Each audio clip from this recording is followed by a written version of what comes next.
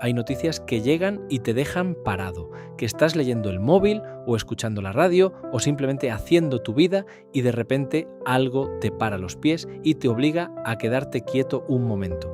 Esta es una de esas, porque hoy toca hablar de Eric Dane. Y si creciste viendo Anatomía de Grey, si alguna vez te enganchaste a esa serie, si Mark Sloan fue parte de tu adolescencia o de tus noches de sofá, esto te va a doler. Eric Dane falleció a los 53 años tras casi un año peleando contra una de las enfermedades más brutales que existen. Y lo que hizo durante ese año, cómo lo vivió, cómo decidió afrontarlo, merece que lo contemos bien, porque no fue solo una historia de enfermedad, fue una historia de carácter. ¿Quién que era Eric Dane? Por si hay alguien que no lo ubica del todo, vamos a situarnos. Eric Dane era actor estadounidense, conocido sobre todo por su papel de Mark Sloan en Anatomía de Grey, ese personaje que entró en la serie como secundario y acabó siendo uno de los más queridos por el público, el McSteamy, que le llamaban los fans, y el mote no era para menos. Tenía esa presencia en pantalla que no se puede fingir ni aprender en ninguna escuela de interpretación.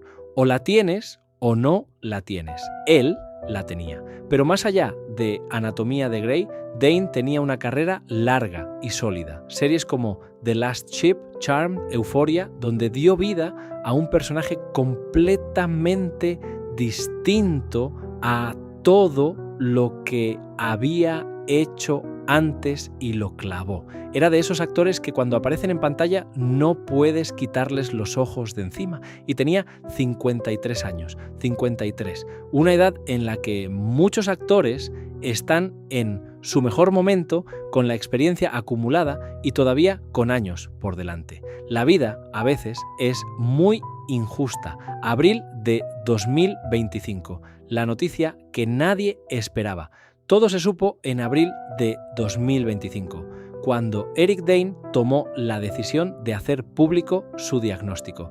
Y hay que pararse aquí un momento, porque esa decisión no es pequeña.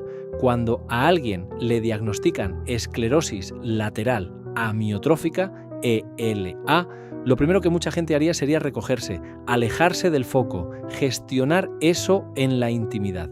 Nadie te puede reprochar ese instinto. Es una enfermedad devastadora, terminal, que va apagando el cuerpo de manera progresiva e inexorable. No hay vuelta atrás, no hay cura. Es de las que te miran a los ojos y te dicen que el tiempo es lo único que tienes. Y Eric Dane lo sabía, y aún así salió a contarlo, con una entereza que, según todos los que estuvieron cerca de él en ese momento, definió absolutamente todo lo que vino después. Expresó su gratitud por tener a su familia a su lado y lo llamó un nuevo capítulo, con todo lo que él sabía que eso significaba.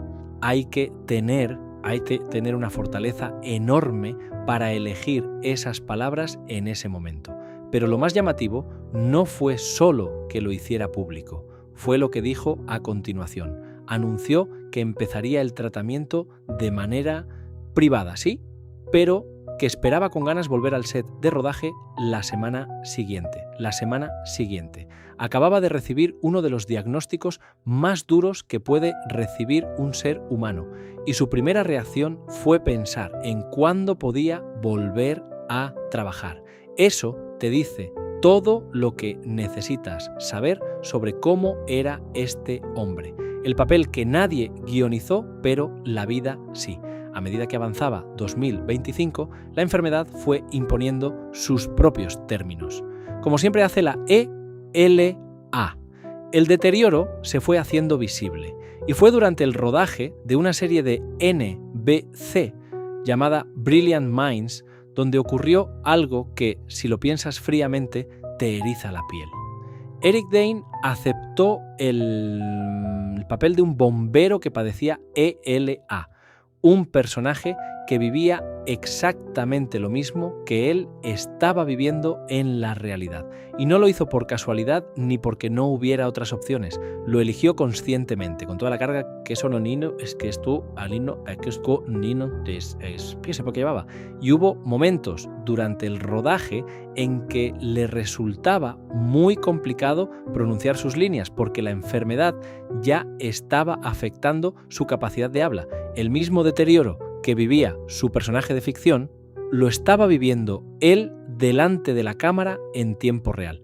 Nadie sobrevive a esto, ambos lo sabemos. Llegó a decir, refiriéndose a la coincidencia entre su vida y su personaje. Es una de esas frases que se te quedan grabadas y no sabes muy bien dónde ponerlas. La producción tuvo que adaptarse constantemente a sus limitaciones físicas, porque para ese entonces ya tenía serias dificultades para mantenerse en pie y caminar. La mayoría de sus escenas se rodaron con él sentado. El equipo de dirección trabajó codo con él, buscando la manera de que pudiera seguir actuando, de que su cuerpo le dejara hacer lo que su cabeza seguía queriendo hacer. Tomó la decisión de hacer público su diagnóstico. Y hay que pararse aquí un momento, porque esa decisión no es pequeña. Cuando a alguien le diagnostican esclerosis lateral amiotrófica, ELA, lo primero que mucha gente haría sería recogerse, alejarse del foco, gestionar eso en la intimidad. Nadie te puede reprochar ese instinto. Es una enfermedad devastadora, terminal, que va apagando el cuerpo de manera progresiva e inexorable. No hay vuelta atrás, no hay cura. Es de las que te miran a los ojos y te dicen que el tiempo es lo único que tienes. Y Eric Dane lo sabía, y aún así salió a contarlo, con una entereza que, según todos los que estuvieron cerca de él en ese momento, definió absolutamente todo lo que vino después. Expresó su gratitud por tener a su familia a su lado y lo llamó un nuevo capítulo, con todo lo que él sabía que eso significaba. Hay que tener una fortaleza enorme para elegir esas palabras en ese momento. Pero lo más llamativo no fue solo que lo hiciera público, fue lo que dijo a continuación. Anunció que empezaría el tratamiento de manera privada, sí, pero que esperaba con ganas volver al set de rodaje la semana siguiente. Acababa de recibir uno de los diagnósticos más duros que puede recibir un ser humano, y su primera reacción fue pensar en cuándo podía volver a trabajar. Eso te dice todo lo que necesitas saber sobre cómo era este hombre. El papel que nadie guionizó, pero la vida sí.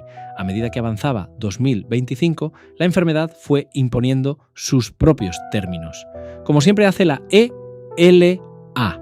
El deterioro se fue haciendo visible y fue durante el rodaje de una serie de NBC llamada Brilliant Minds donde ocurrió algo que, si lo piensas fríamente, te eriza la piel. Eric Dane aceptó el papel de un bombero que padecía ELA, un personaje que vivía exactamente lo mismo que él estaba viviendo en la realidad. Y no lo hizo por casualidad ni porque no hubiera otras opciones. Lo eligió conscientemente, con toda la carga que eso no nino, es que esto alino, que esto nino, piense porque llevaba. Y hubo momentos durante el rodaje en que le resultaba muy complicado pronunciar sus líneas porque la enfermedad ya estaba afectando su capacidad de habla. El mismo deterioro que vivía su personaje de ficción, lo estaba viviendo él delante de la cámara en tiempo real. Nadie sobrevive a esto, ambos lo sabemos. Llegó a decir, refiriéndose a la coincidencia entre su vida y su personaje. Es una de esas frases que se te quedan grabadas y no sabes muy bien dónde ponerlas. La producción tuvo que adaptarse constantemente a sus limitaciones físicas, porque para ese entonces ya tenía serias dificultades para mantenerse en pie y caminar. La mayoría de sus escenas se rodaron con él sentado. El equipo de dirección trabajó codo con él, buscando la manera de que pudiera seguir actuando, de que su cuerpo le dejara hacer lo que su cabeza seguía queriendo hacer.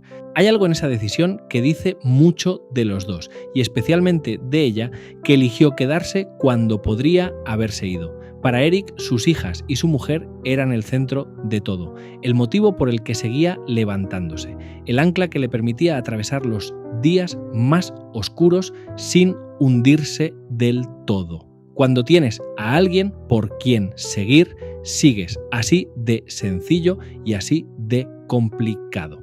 El jueves 19 de febrero de 2026. El final llegó la tarde del jueves, 19 de febrero de 2026. Su familia lo comunicó a través de la revista People, con las palabras que eligen las familias cuando el dolor es tan grande que ya no queda mucho más que decir. Eric Dane falleció rodeado de su mujer, sus 2 hijas y sus amigos más cercanos. Lo describieron como un luchador que libró una batalla valiente y dijeron que hasta sus últimos días su mayor preocupación fue contribuir a mejorar la vida de otros que enfrentaban lo mismo que él. Eso, hasta el final, pensando en los demás. La ola de homenajes que llegó desde todos los rincones del mundo de la televisión y el cine fue inmediata. Compañeros de reparto, directores, productores, fans de todas partes. No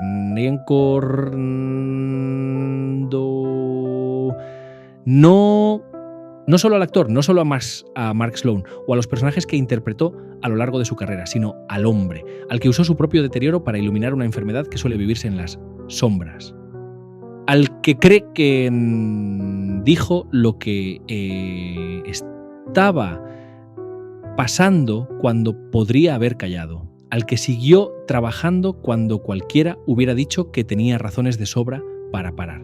Lo que deja Eric Dane tenía 53 años. Tenía por delante años de carrera, personajes por interpretar, cosas por contar. La ELA se lo llevó demasiado pronto, como se lleva a todo el mundo que toca, sin hacer distinciones, sin importarle quién eres ni cuánto te queda por hacer. Pero lo que dejó en ese último año es difícil de medir. No en premios, ni en audiencias, ni en números de ningún tipo. Lo dejó en cada paciente con ELA que se sintió menos solo porque alguien famoso había dicho en voz alta lo que ellos vivían en silencio. Lo dejó en cada investigador que vio su caso y pensó que hay que encontrar una solución antes de que esto le quite a alguien más. Lo dejó en sus hijas, que van a crecer sabiendo que su padre, cuando tuvo que elegir entre recogerse o plantar cara, eligió plantar cara. Millones lo van a recordar como el McSteamy de Anatomía de Grey. Y está bien, ese personaje formó parte de la vida de mucha gente, pero los que hayan seguido su último año saben que lo más grande que hizo Eric Dane no fue en ningún set de rodaje, fue en esas entrevistas incómodas y necesarias, en esos paneles virtuales desde casa, en esa decisión de no guardar silencio cuando el silencio se hubiera sido lo más fácil. Eso es lo que no se olvida, eso es lo que permanece.